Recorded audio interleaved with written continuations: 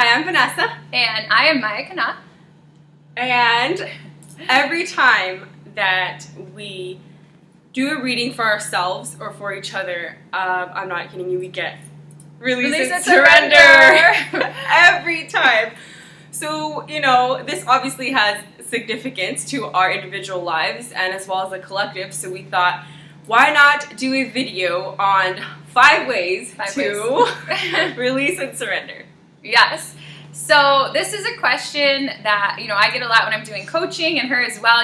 Maybe people have anxiety or they just have a troubling situation in their life, and a lot of those people will reach out for readings, reach out for coaching.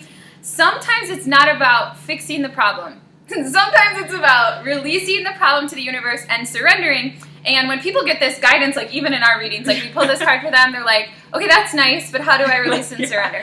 And that's what I thought. And we've been there as well, personally. So in this video, we're just going to talk about 5 practical ways to release and surrender. And I'm going to start here with number 1 that I always tell people. If you feel guided to, you get to a point where there's nothing left you can do to solve a problem in your life, basically your only option is to release and surrender. And the first thing that you need to do is stop trying to fix the problem. I deal with a lot of twin flames. Maybe they're in separation and they tell me, oh Maya, I've already released and surrendered. I am surrendered. And then they ask me right after that, what should I text next to my twin? And then they start trying to plan things to fix the problem. If you are truly surrendered and you've truly released the situation to the universe, that means doing nothing. It means standing still, literally sitting there. Sometimes the universe wants us to wait. Sometimes the universe wants to resolve situations on its own. And so when you're released and surrendered, you stop trying to fix the problem. Just step back, observe, and don't do anything. Don't do anything to try to shift it. Yeah. Yep, that really helps me a lot. So the second tip is trust in a higher power. And this has helped me countless of times. And I also tell my clients this too. I don't, specifically say God or the universe or source, whatever, feels resonant in your soul. You use that. Just whatever it is, it has to be something outside of you that you believe in.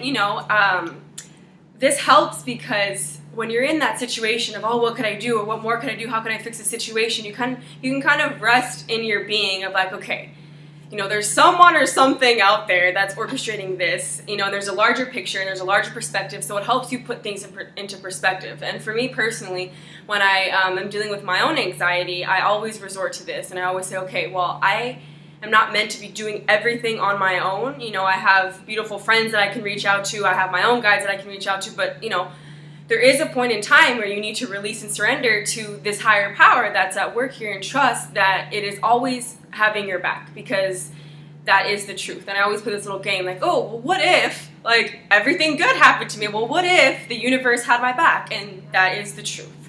So always have this belief in a higher power other than yourself to help you release and surrender in whatever situation you're in. Yeah, that's probably most important of all out of any of these tips, is that you put your trust in something higher. And this card right here from Doreen Virtue, this is the daily guidance from your angel deck. My favorite deck. Your favorite deck. I love this one. My favorite deck right now.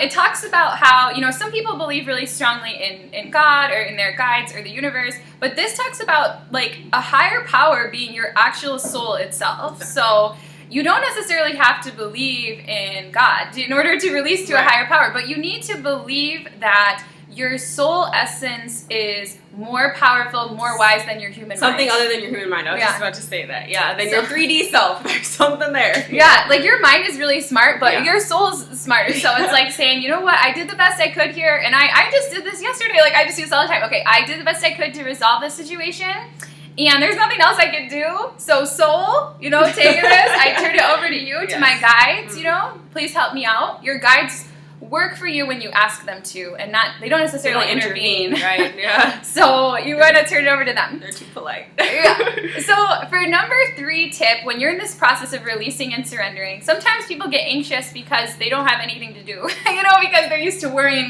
as an activity. Exactly. So what you want to do is you want to do the things that you love. So you may have an issue, there's nothing else you can do, you can't shift it, you can't control, other people. So you're releasing that. So what do you do instead? Well, it's a great way once you've turned something over to the universe and released it. You may have seen Vanessa's video yesterday where she actually released her intentions into the river. Like, so that's good. That's the way to do it. Do the things that you love. So a lot of times when we're waiting for something to happen, in the energy of waiting, we say, oh, I'm not going to let myself be happy. I'm not going to let myself have fun, or I'm not going to let myself spend money or whatever else until these things happen. That's the wrong approach, overall, if you want to feel good.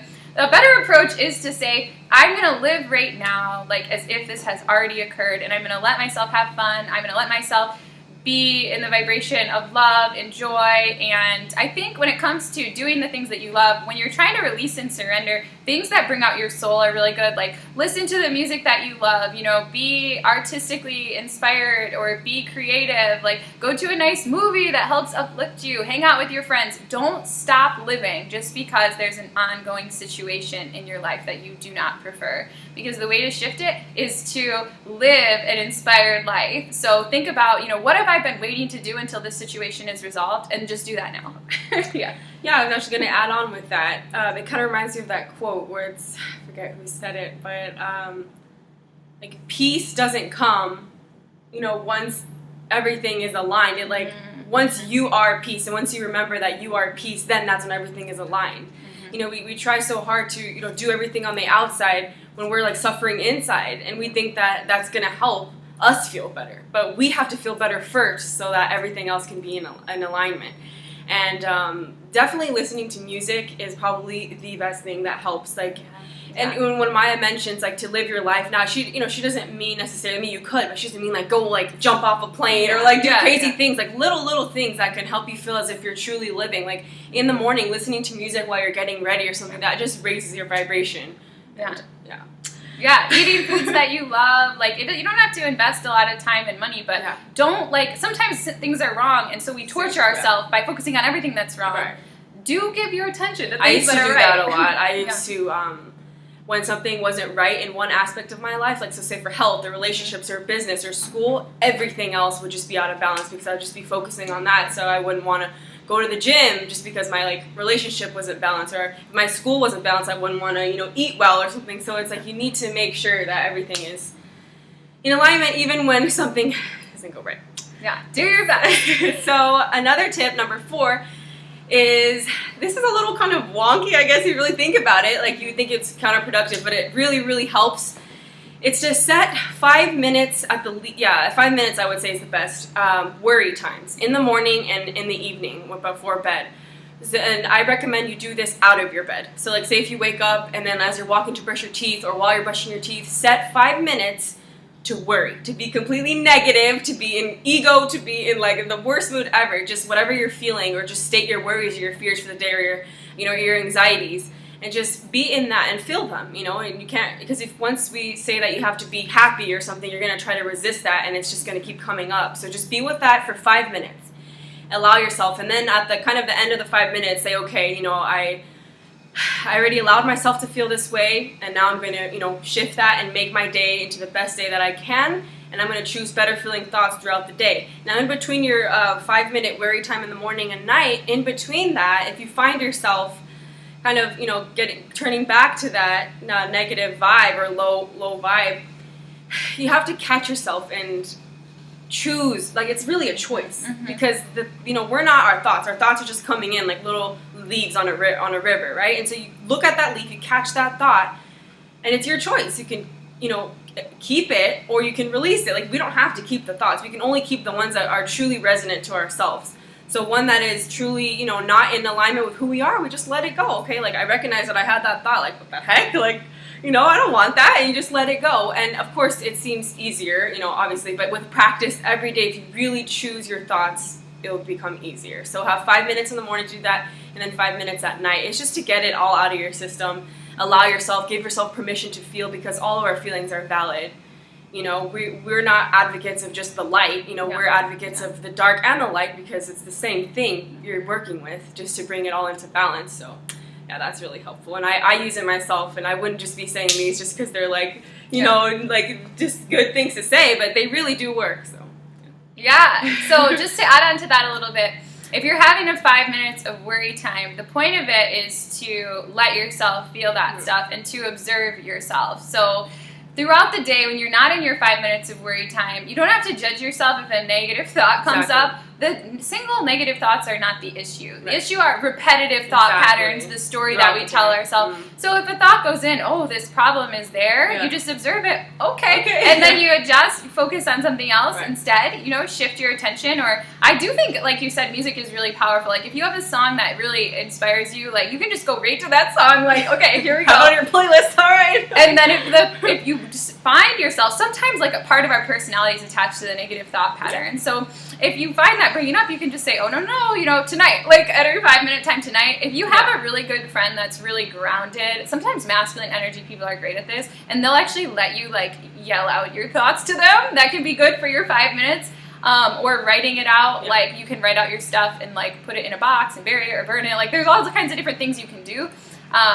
But it is not helpful to say, I'm never going to have a negative thought again, because it will just be pervasive. And then you'll feel guilty, and then you're like, I'm not a good person, I'm not spiritual enough, and like all of these things that are just going to slow down your process. So it's good to give yourself that time. Yeah, and then also if you have sleeping issues, you might not want to do this right at night and in the morning, but you can choose other times throughout the day, such as like lunch break, driving to work, coming home from work, that type of thing. 5 minutes.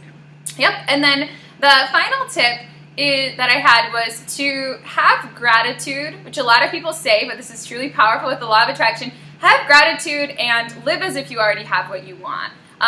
The universe will respond to you based on the vibration that you're in. So the worst possible thing that you can do is focus on negativity, because the universe is going to say, you want negativity? That's your focus? Here it is, here it is, here it is. So when there's one problem in your life, you want to make sure that you do intentionally try to focus on positive in other areas. Sometimes it feels bad or it feels out of alignment, but that's okay. Like that's the part of you, you know, experiencing resistance to that. But what you want to do is look for the things that are going right, even in that situation that's bothering you. Like I said, I deal a lot with twin flames, so when people are in this, you know, issue of I haven't heard from my twin, or he did something I didn't like, or she did something I didn't like, you know, one of the most powerful things you can do is have gratitude for what did go right. You know, the moment in your connection where it felt really beautiful, it felt really powerful, like put your attention there. And then similarly to in the beginning how I said, you know, stop trying to fix things. You want to live your life as if you have what you want already. And I mean that like in your mind mostly. So you want to align your thoughts with having what you have already. Maybe you want to hear from somebody, or maybe, for example, you know, maybe for some more of Vanessa's like clientele, a lot of times maybe you're dealing with a food issue and you look at your body and it's not where you want it to be. You definitely don't want to think my body's not where I want it to be. What you want to think is like, my body is so beautiful. Maybe you hate everything on your body except for your eyelashes. Like, oh, my eyelashes are so beautiful, or whatever. Like, focus on what is going right and as positive as you can. This is very, very powerful. The universe will start giving you more whatever you're focusing on. So use your thoughts in that way.